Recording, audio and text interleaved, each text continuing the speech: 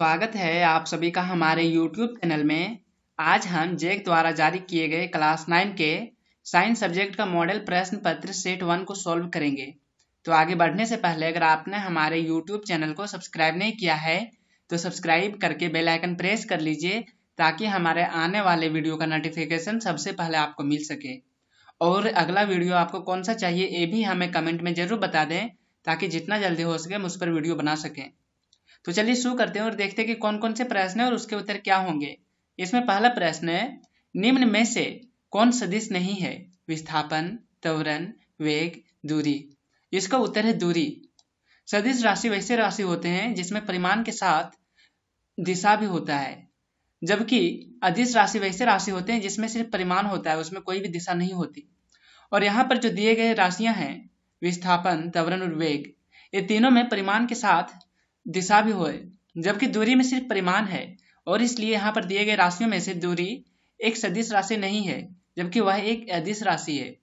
अगला प्रश्न है, वेग परिवर्तन की दर को कहते हैं बल, त्वरण, द्रव्यमान, इनमें से कोई नहीं। इसका उत्तर है त्वरण। किसी भी वस्तु के वेग में परिवर्तन की दर को त्वरण कहते हैं। अगला प्रश्न है, चाल और वेग का मात्रक होता है मीटर प्रति सेकंड, मीटर प्रति second square, newton, newton metre square. इसका उत्तर है मीटर प्रति सेकंड। चाल और वेग का मात्रक मीटर प्रति सेकंड होता है। अगला प्रश्न है, ओडोमीटर मापता है चाल, त्वरण, वेग, दूरी। इसका उत्तर है दूरी। ओडोमीटर किसी वस्तु के द्वारा तय की गई दूरी को मापता है, जबकि किसी वस्तु के चाल को मापने के लिए स्पीडोग्राफी का उपयोग किया जाता है। अगला प्रश्न है, 20 मीटर प्रति सेकंड का किलोमीटर प्रति आवर में मान होगा 36 kilometre per hour, 72 kilometre per hour, 30 kilometre per hour, 20 kilometre per hour. इसका उत्तर है B, 72 kilometre per our.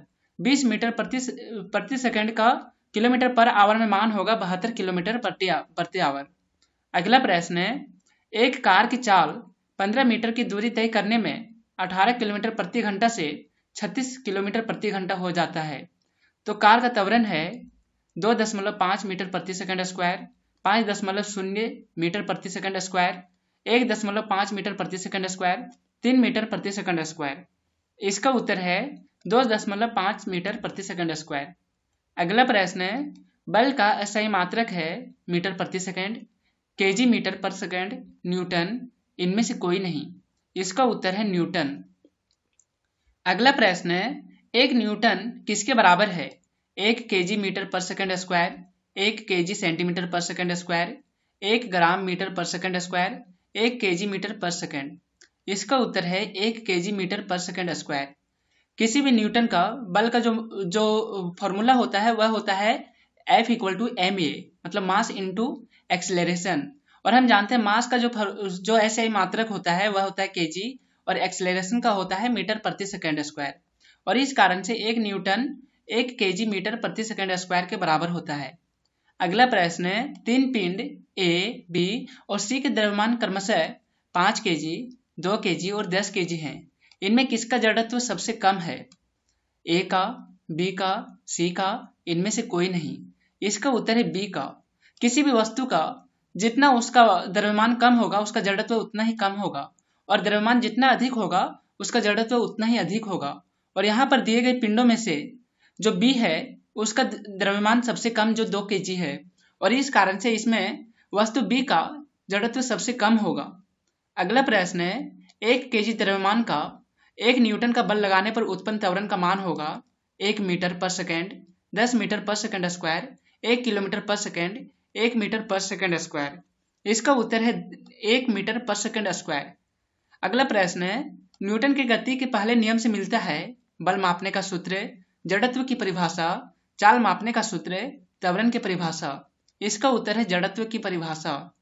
Newton के प्रथम गति नियम से हमें जड़त्व की परिभाषा मिलता है। अगला प्रश्न है, न्यूटन गति के कौन से नियम से बल मापने का सूत्र मिलता है? पहले नियम से, दूसरे नियम से, तीसरे नियम से, इनमें से कोई नहीं। इसका उत्तर है दूसरे नियम से। दूसरे नियम में हमें जो फॉर्मूला मिलता है F = ma, वह बल मापने का सूत्र है। अगला प्रश्न है, असमोल जी का मान होता है 9.8 न्यूटन, 9.8 मीटर पर सेकंड स्क्वायर, 9.8 सेंटीमीटर पर सेकंड स्क्वायर, 98 मीटर पर सेकंड स्क्वायर। इसका उत्तर है 9.8 मीटर पर सेकंड स्क्वायर। अगला प्रश्न है 60 केजी द्रव्यमान के किसी मनुष्य का चंद्रमा पर भार होगा। इसमें दिया हुआ है जी का मान 10 मीटर पर सेकंड स्क्वायर। तो उस मनुष्य का चंद्रमा पर भार कितना होगा? 600 न्यूटन, 7 न्यूटन, 100 न्यूटन, 10 न्यूटन। इसका उत्तर है 100 न्यूटन। 60 केजी द्रव्यमान के किसी मनुष्य का भार चंद्रमा पर 100 न्यूटन होगा। अगला प्रश्न है शरबत बनाते समय पानी में चीनी मिलाने पर चीनी पानी में मिल जाता है।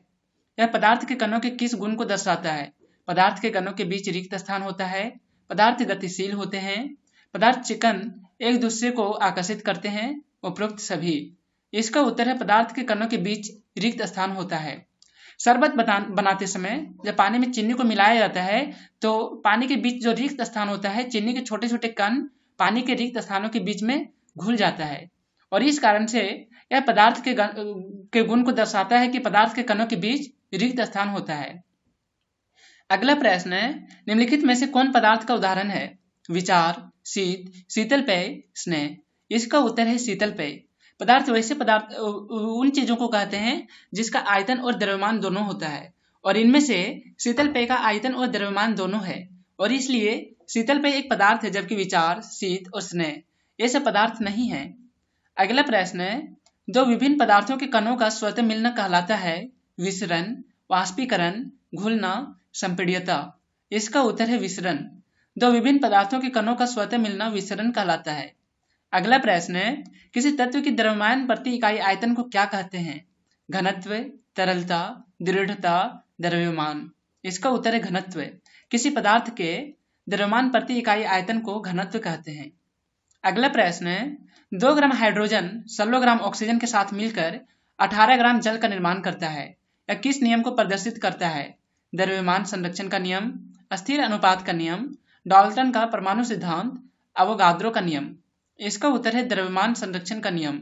द्रव्यमान संरक्षण के अनुसार किसी भी रासायनिक अभिक्रिया में अभिक्रिया से पहले और अभिक्रिया के बाद तत्वों का यौगिकों का जो द्रव्यमान होता है वह हमेशा समान होता है और इस कारण से देखिए हाइड्रोजन और ऑक्सीजन के मिलने से पहले हाइड्रोजन का भार 2 ग्राम और ऑक्सीजन का भार 16 ग्राम, यानी कि दोनों का वजन मिला करके 18 ग्राम है और अभिक्रिया के बाद भी जो जल का निर्माण होता है उसका वजन 18 ग्राम है और इसलिए यह द्रव्यमान संरक्षण के नियम को दर्शाता है।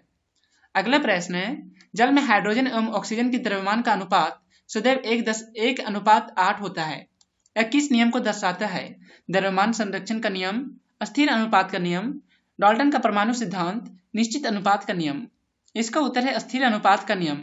अस्थिर अनुपात के नियम के अनुसार किसी भी यौगिक में उपस्थित तत्वों का अनुपात हमेशा समान होता है, चाहे वह किसी भी स्रोत से लिया गया हो। और यहाँ पर दिया गया है कि जल में हाइड्रोजन एवं ऑक्सीजन की द्रव्यमान का अनुपात सदैव 1:8 होता है और इस कारण से यह अस्थिर अनुपात के नियम को दर्शाता है। अगला प्रश्न है परमाणु त्रिज्या को किस मात्रक में मापते हैं? Nanometre, metre, centimetre, picometre. इसका उत्तर है नैनोमीटर। परमाणु त्रिज्या को नैनोमीटर में मापा जाता है। 1 नैनोमीटर का मान 10 के पावर -9 मीटर के बराबर होता है। अब बोले 1 मीटर में 10 के पावर 9 नैनोमीटर होते हैं। अगला प्रश्न है परमाणु द्रव्यमान को किस इकाई में मापते हैं? nm, pm, m, u। इसका उत्तर है u। परमाणु द्रव्यमान को u या यूनिफाइड यूनिट में मापते हैं। पहले परमाणु द्रव्यमान को हम लोग AMU एटॉमिक मास यूनिट में मापते थे, लेकिन अब हम परमाणु द्रव्यमान को u यूनिफाइड यूनिट में मापते हैं। अगला प्रश्न है किसी पदार्थ का सूक्ष्मतम कण जो स्वतंत्र रूप में रह सकता है क्या कहलाता है? परमाणु, अणु, परमाणु द्रव्यमान इकाई, आयन। इसका उत्तर है अणु। किसी पदार्थ का सबसे सूक्ष्मतम कण उसका परमाणु होता है, जबकि किसी पदार्थ का सूक्ष्मतम कण जो स्वतंत्र रूप में रह सकता है वह अणु होता है। अगला प्रश्न है जल की प्रामुख्यता क्या है, कितनी है? 1, 2, 3, 4। इसका उत्तर है 3। किसी तत्व या यौगिक की परमाणुकता उस तत्व या यौगिक में उपस्थित तत्वों की संख्या के बराबर होता है और जल के यौगिक में 2 तत्व हाइड्रोजन और 1 तत्व ऑक्सीजन के मिलकर बने होते हैं, यानी कि जल के एक अणु में कुल तत्वों की संख्या 3 है और इसलिए जल की परमाणुकता 3 होती है। अगला प्रश्न है निम्नलिखित में से यौगिक की परमाणुकता 5 है? Ammonia, carbon dioxide, calcium carbonate, जल। इसका उत्तर है कैल्शियम कार्बोनेट। कैल्शियम कार्बोनेट का सूत्र होता है CaCO3। आने के यहाँ पर कैल्शियम का एक तत्व, ऑक्सीजन का 3 तत्व और कार्बन का 1 तत्व है। मतलब कुल मिलाकर के इसमें हमारा 5 परमाणु हैं और इसलिए यहाँ पर कैल्शियम कार्बोनेट का परमाणुकता 5 है। अगला प्रश्न है, कैल्शियम हाइड्रोक्साइड का सूत्र लिखिए। CaOH का होल 2, CaCO3, CaCl2। इसका उत्तर है CaOH का होल 2। अगला प्रश्न है, नाइट्रिक अम्ल का आणविक द्रव्यमान ज्ञात कीजिए। 63, 61, 60, 56। इसका उत्तर है 63। नाइट्रिक अम्ल का आणविक द्रव्यमान 63 होता है। अगला प्रश्न है, कोशिका की खोज किसने की?